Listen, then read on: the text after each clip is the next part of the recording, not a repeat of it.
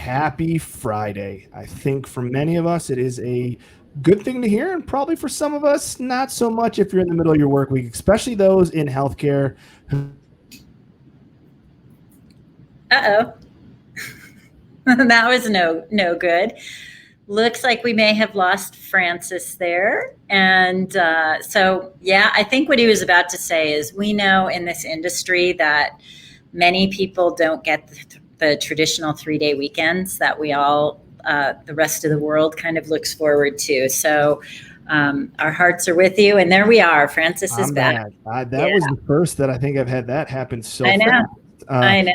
Sorry, we'll get back on track, but yeah, it's we thank all those in healthcare who Friday may not be Friday, and that kind of leads us into this topic. We are going to talk with Susan Ryan, the Senior Director of the Greenhouse Project. And for those that don't really know what it is, stay with us while Susan tells us a little bit more about what they do, but also their mission, which is really amazing. And before we dive in, I want to give a big thank you to our supporters. Thank you to Assured Partners. They are senior living providers of insurance. Heartland Pharmacy, a senior living long-term care pharmacy that really makes sure our older adults are getting their medications when they are living in an assisted living, a nursing home, or somewhere where they might need a little more support. Fading Memories. It's an Alzheimer's podcast that talks about the personal connection and touch that goes into providing care for a loved one living with Alzheimer's. And finally, Routinify. It is an in-home device application set that enables us to check in and communicate a little more easier with our older adults. And as always, Serenity Engage, which is the HIPAA-compliant platform that enables communication between families, residents, and the staff.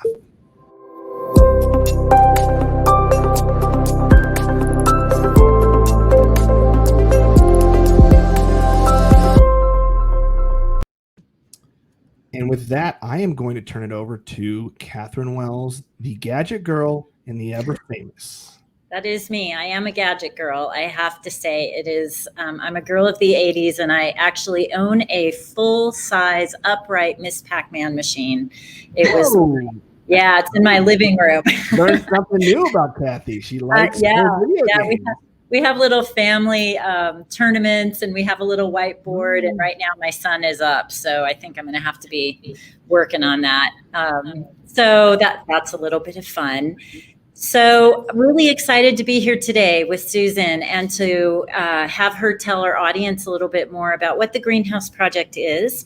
For those of you who are listening live, please ask your questions. We have the expert right here. This is really fascinating. And while they've been around for a little while, I think it's really, the industry is at a place where the Greenhouse Project and things like this are really coming into their own, and the value is really being proven out over and over, especially in COVID. So welcome, Susan. Thank you. I am excited to be here, and certainly our conversations before we went live, it made me even more excited. So thank you. Excellent. So would you tell our audience a little bit about you, a little bit about your background and how you got into senior care? Sure. So I am a nurse by training, and although I didn't expect to be a nurse, I actually thought I'd be a teacher, but I actually at some point in my tenure in college thought, no, I think I want to be a nurse. So I get out of nursing school, and I had a pretty pivotal moment where there was a physician in Reading, Pennsylvania, who, this was kind of just before or right as assisted living was starting to come to be. And he said, I think there's something between home and the nursing home. And I think I'm going to do it in my farmhouse. And so he invited me to be the nurse that would help to oversee it, set it up. And get this, we had 10 residents in the farmhouse. And I worked with an LPN, and we had another caregiver. But essentially, I was doing some cooking. I was helping to oversee the medical care for the residents that were under my charge. And it really kind of whet my appetite for what could be. And again, it was well before the Sunrise assisted living, not well before, but just before Sunrise and many of the assisted livings came to be. And then it would be a few years later that I was encouraged by people in my life to get a real job. And so I became a director of nursing for a nursing home. Actually, it was in Tennessee. And I had a call to action moment where at that point in time, best practice said you would tie people up to keep them safe, to keep them from falling, that God forbid anybody fell on your shift. And so that's what we did. And I think in my heart, I just knew that was dreadfully wrong. And so I accepted a job to keep people out of the nursing home. It was a grant-funded program partnered with the health department. And my job was, I'm a geriatric nurse educator, and we had to create the programs and health screening and everything to keep people safely in their own home. Fast forward, after home care, years and years and years of home care, in 2001, I went back into long-term care, and it was for this reason. I said, home care is awesome, and I am a huge proponent of home care. So I'd love to talk to you more about that, Francis, at some point. Yeah. But it can be cost prohibitive or socially isolating. And I think even in COVID, I'm even more concerned about what we must do around the social isolation everywhere, no matter what the setting might be. So I went back into long-term care, and this time it was with the eye for reform. And I said, if people need to be in nursing homes, we need to make sure they're dignified places. We need to make sure that there's reformation of the field. And by this time, I'd heard of Pioneer Network, I'd heard of Eden Alternative, and so I thought there was hope. And so I kind of went forward, heard about Greenhouse in 2005. I was with a CCRC, a large organization, and we actually went to Tupelo to see the first Greenhouse homes. Those homes opened in 2003, 4 homes that I say forever changed our field. And I was there in 2005. We opted not to do Greenhouse, but did something like it, actually for assisted living. And then in 2008, they were looking for a nurse on the project team, which at that time we were headquartered in Crystal City, Virginia. And so I was their nurse, and I came on board in 2008. I've been there in different capacities, different roles since then. I think it's interesting how it's all evolved, and so many industries go through big evolutions, right? It's not just senior care, but I think this is the first, I don't know, I'm wrong, but it's another evolution of senior care. It's not the first, but we're undergoing a really big evolution right now, partially because of COVID. There was a movement towards it before COVID, and it was gathering steam, but I think COVID has really lit the fire under it. And you said one of our favorite words, Susan, which is hope. Yes. We talked about hope, and that's really what we want to do, is create and show that there is hope for the way we age in a very different way that can be meaningful and engaging and empowering and purpose-centered. Yeah, I mean, that's just phenomenal. What I love, though, about your story is that, yes, you're more trained maybe in that early stage of the traditional route, but you recognize and adapted to this model that can change people's lives for the better because of that sense of value that we're giving. To me, so what I want people to take away from, and please share with us, any of our live viewers, is what epiphany did you have to kind of shift directions, right? Because, Susan, you could have gone down that traditional director of nursing route, but you chose to go this route that I think we are at such an incredible tipping point that the work and the hope that you're creating will have lasting impact, not just on the current generation that's aging, but that next and the next. So I salute you for kind of going against the grain, right? Because it wasn't easy. You know, when people say, get a real job, right? Right. Like, have a great job. So I just, your story just kind of gives me chills because you recognize and pivoted from that traditional approach, which we need more people that are like you, that are essentially Mavericks, right? That are challenging the norm. Well, I think you're absolutely right. I think it's too often the case that we will settle for the status quo or settle for good enough. Well, it's good enough, or in the case of long-term care, sometimes nursing homes, I think we play to the star rating system, and it becomes more of a check the box instead of really looking at the people and really making our priorities to ensure. And we've had a great conversation about purposeful living and what it really means to be purposeful and what it means to live a life that's purposeful. And I would say, so one of our core values in Greenhouse is meaningful life. And when we say that, it's so that it's not just focused on my care needs, but it's focused on how I can live a life that has meaning and purpose. So I really resonated with what you had to say. Yes. No, and I think too, from my fear is right now as we throw this term patient-centric out very quickly, right?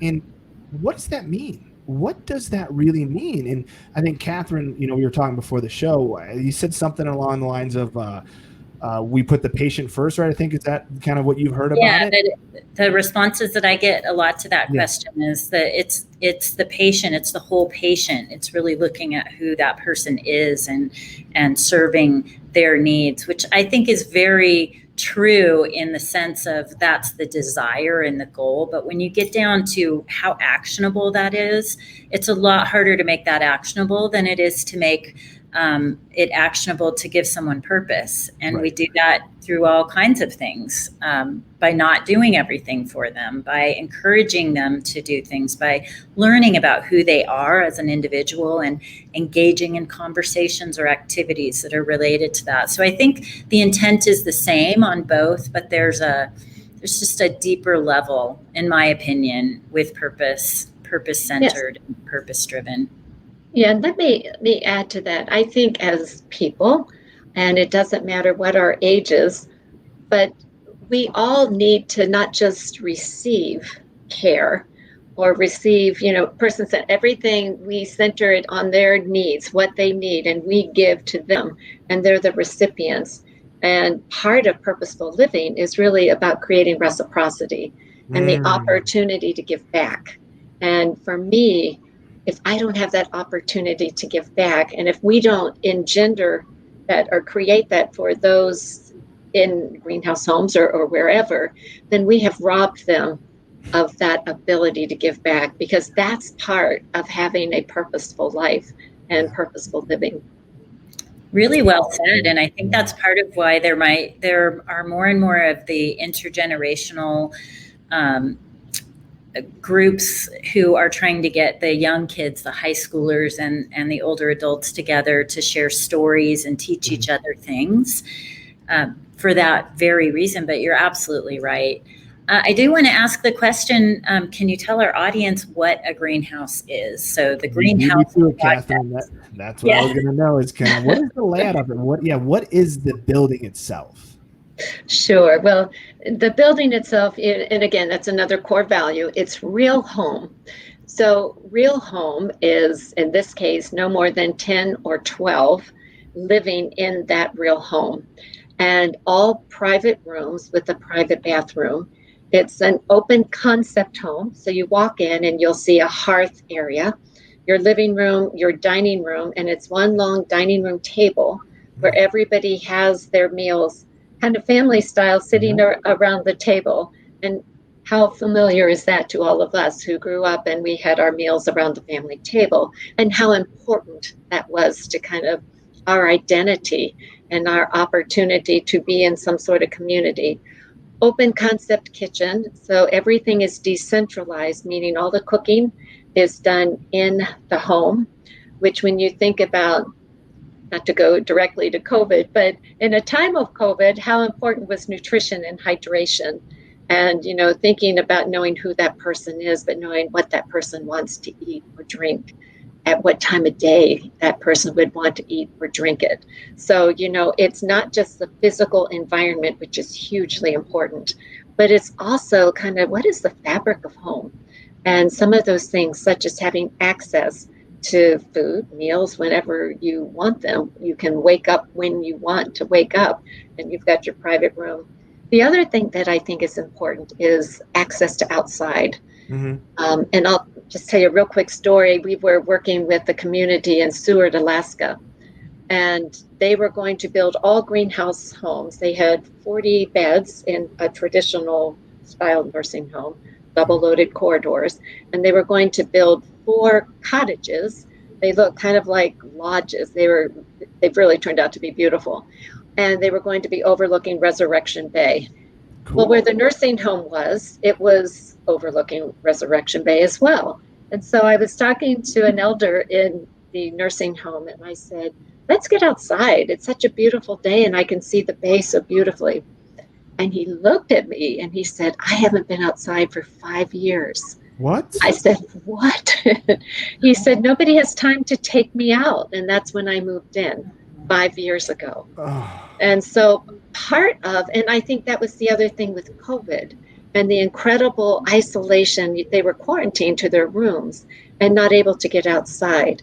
But in a greenhouse home, even amid COVID, elders were able to get out and enjoy the fresh air, to enjoy the sunshine, to even begin gardening and do some things that are purposeful, to kind of use your word. Wow, that's such a powerful story, Susan. I want to ask, I'm thinking these are things that might be going through other people's minds who are listening. So is the greenhouse project a design of a home? Is that what it is? It absolutely is. I mean, it looks like a real home. Another quick story, St. John's in Rochester, New York. They have 2 homes that were embedded into a regular neighborhood. I mean, the other homes in the community looked very much like those homes. And their thought was, we need to not have people move to a senior community, but stay in the community that they love, and let's make it a viable option here. So they've got 2 homes that are community integrated, is what we call it. And true story, on the night before grand opening of these 2 homes, the CEO was very anxious. It was 5 o'clock. There were supposed to be beds that were delivered, and we had all the guests coming the next day. And he said, I don't know where the driver is. About that time, a frustrated driver pulls up. He says, I'm looking for a nursing home. Can you tell me where the nursing home is? I've got these beds that I'm supposed to deliver to some nursing home. Man. I said, well, this is it. But it looked so much like the community, a real home, that he had no idea that would ever constitute the nursing How home. many, and was they about 10 or 12 in each of those homes as well, too, that were in the community? Or so 20 beds total, but 10 in each home. Wow. I love that model. That's so cool. And we do see that a lot. We see homes that are retrofitted in existing neighborhoods. How is that different from the greenhouse project? And do these homes, can they get certified as a greenhouse project, or are they built from the ground up that way? How does it work? Yeah, they're built from the ground up. I'd say 95% of the time. There was probably a couple retrofits. And what they've determined, there are design elements that are really essential to have, that really takes kind of the best practice of aging design, designing for aging and so forth. And so in order to really achieve those elements and the trademark, so there are quality standards associated with the greenhouse model. And so those design elements are critical. And so most of them have been from the ground up. We're looking more at what does it look like to do retrofitting in existing nursing homes, given the reality of what we've discovered with COVID and the rapid transmission, especially when it's semi-private or 3 or 4 person, God forbid, rooms. It just makes the transmission of the virus so much more powerful and devastating. And in the greenhouse homes, they have done tremendously well in mitigating the virus, stopping the virus. Do you think it's because of the care or the design or the whole philosophy in general? It's the whole thing. It really is. I do think, obviously, private rooms, private bathrooms, decentralized departments. So you've decentralized dietary. So you don't have dietary staff delivering trays or buffets or whatever it might be. You have decentralized your laundry, so there aren't laundry carts where residents' laundry is going somewhere. So everything is done right there. It's a universal or versatile worker concept. So the person that is providing care is also doing the cooking, doing the cleaning. So what that means is there are fewer people coming and going. I don't have the cooks coming and going and the care partners coming and going and the laundry people coming and going. It's, you up your staff here, but it's consistent staff. Right. And then one more thing on the purposeful living. When you know who people are, when you have consistent staffing, you have relationships. You have deep knowing relationships. And to me, that is a precursor to purposeful living. And when you've got those things happening, then you're going to live a higher quality of life. And we're talking about all the things that build your immune system as well, and mitigate the spread of that infection.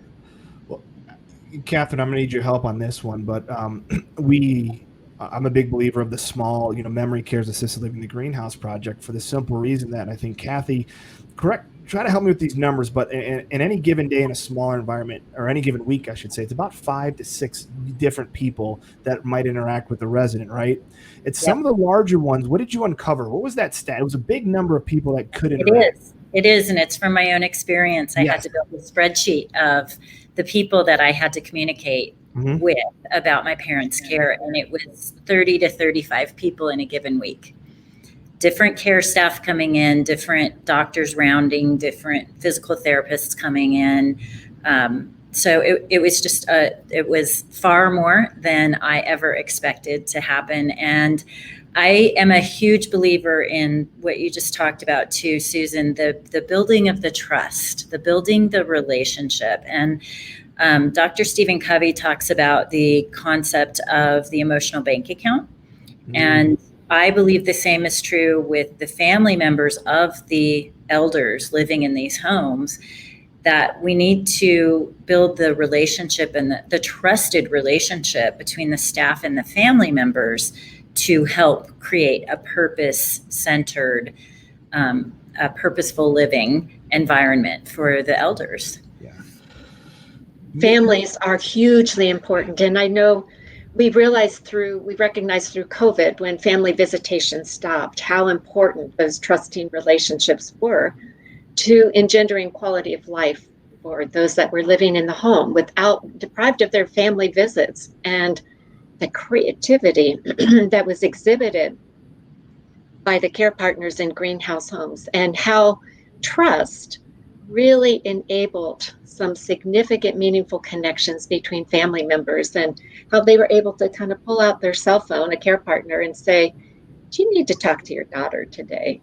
And, she'd have it on her phone and be able to kind of do a FaceTime and make that connection on the spot. Yeah. As opposed to being, and trust me, I'm a huge proponent of enabling technology to do, the FaceTimes and the Zooms or whatever it might be. But at the same time, the customization and the spontaneous in the moment opportunity. And that happened because of trusting relationships, be able to do that. Yep. Because they already existed. Yeah. Hey. It comes down to trust, though, right? I mean, not only it's this whole care circle that Catherine talks about, where the family is like the CEO, right, of this care team, and you have to keep this connection together, so that way you don't have a communication breakdown. They're not guessing as to what's happening to their best friend, their mom, their dad, their husband, their wife. Right? So we have to make sure that they're getting the information in an effective and simple manner, right, that they feel good, because they don't want to have to go to bed every night worrying about, is mom okay or is dad okay? Right. And I think that's the touch element that I think sometimes is often overlooked. Not only do you want to provide care for the resident, but you need to provide that emotional care for the family. Especially when the family can't, it's the only way I can think of to say this, when the family member can no longer trust their loved one's self-report. Right. In other words, call up dad. How you doing today, dad? Oh, they haven't fed me in days. No one's been to shower me. No one's been to see me in weeks. And I know they're all lies because I was there the day before.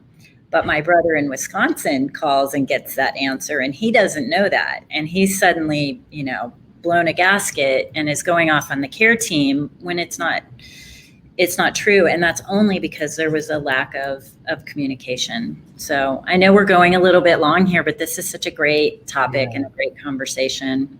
I kind of want to shift a little bit. How's the growth going of the greenhouse project? Where, number of homes, like how are you seeing the future right now shape out? Well, I think this is our wake-up call. It is our call to action. I think that COVID has shown the light, exposed the flaws in the system, and the flaws have been there. COVID didn't bring the flaws.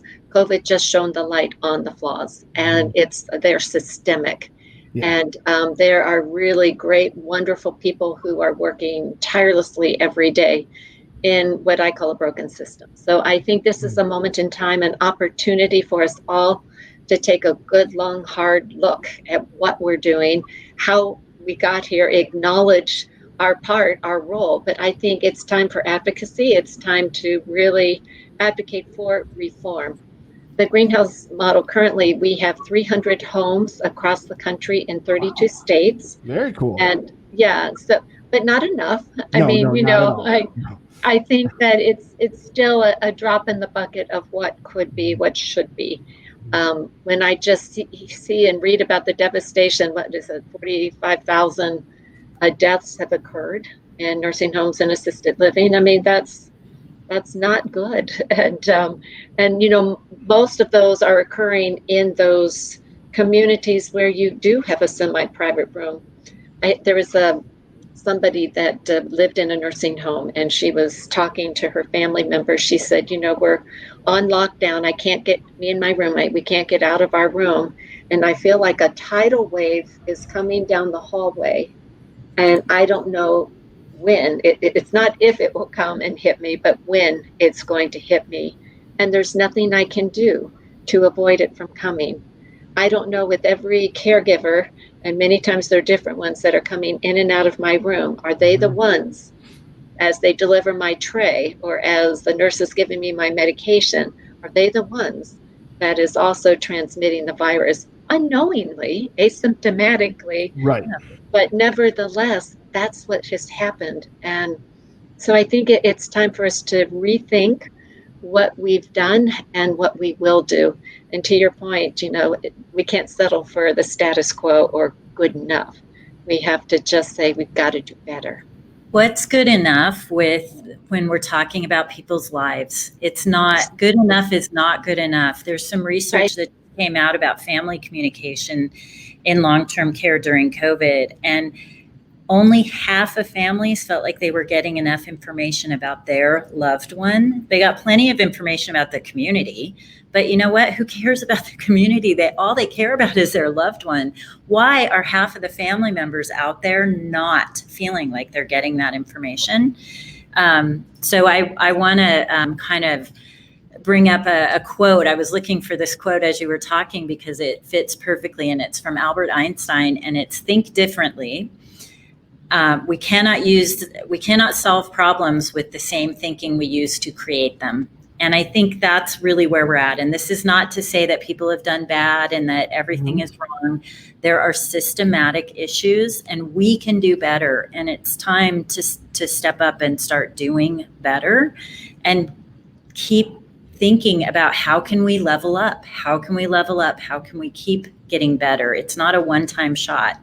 No, not at all. No. All right. So that was quote. That's a fantastic quote. No, I love that. I love that quote. And I've seen it before, but as you said it, I said, that's a really good one. It hit me when you were talking. Yeah. So we'll make sure we put it in the show notes too. So Susan, thank you so much for joining us today. If people want to learn about the greenhouse, or even family members want to find homes near them, how would they go about doing this? thegreenhouseproject.org is our website, and there's a tab there, Find a Home, and there are lots of other, actually the media has been all over greenhouse given the success that they've had during COVID. So lots of media articles to read as well, and lots more information about who we are, what we do. And I think you have a podcast that just came out too. Tell us a little bit about that as well. Well, in context of, the conversation here, it's called Elevate Elder Care.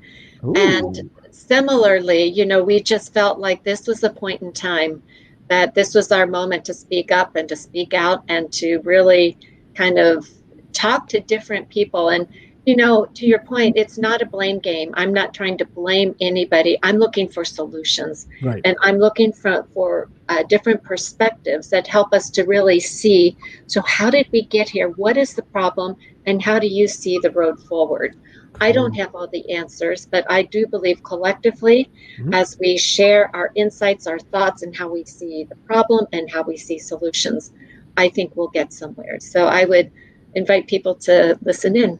And is that on all the major platforms like iTunes and the Google, Apple, Google Spotify, Stitcher? Okay. That's Apple, where we are. Spotify, Stitcher. Okay, we'll make those notes as well too. But check it out. It's a lot of what Catherine and I, start with the Mavericks is this collective voice to really dive into how we can not only listen to the challenges but also create some action around the challenges. Through collaboration and bringing everyone together at the same table. And that's, I think, maybe the most important thing we can do is hear from the families and the elders and the caregivers and the executive directors and the nurses and everyone sitting at the same table. And we'll hear more about that from Francis and I later. But we love what you're doing, Susan. The Greenhouse Project is amazing. I just imagine they have a lot of plants. Are there a lot of plants in the Greenhouse Project homes? Well, yes. I mean, so greenhouse, one word grows plants, greenhouse, two words grows people. But that having been said, so a lot have utilized, they're certified as LEED, number one. A lot of them actually do a lot of gardening. There was one summer I said, let's do a blog series. How does your garden grow? And let's go to the different greenhouse homes to see the beautiful gardens that have been grown because elders were living purposeful lives and were able to do the things that were meaningful to them. That is. Love it. Love it. I can't thank you enough for taking the time. I know. Well, thank you. What you guys are doing, it's definitely a new era with the COVID, but I truly do believe we are at an amazing tipping point for our older adults and all of us who are aging, because whether we want to admit it or not, we're all aging. And it's really important. I think we start talking and sharing our voice, though, about how we want that to look at, because I don't want you to age because this is the default. I want you to participate and actively age the way you want to. That is what my hope is for everybody. Yeah, let's live life. Let's live life. Live life. And until next Friday, join us where we have a very special guest. So stay tuned for more details about our guest next Friday, September 11th. And Susan, thank you. Thank you. My pleasure.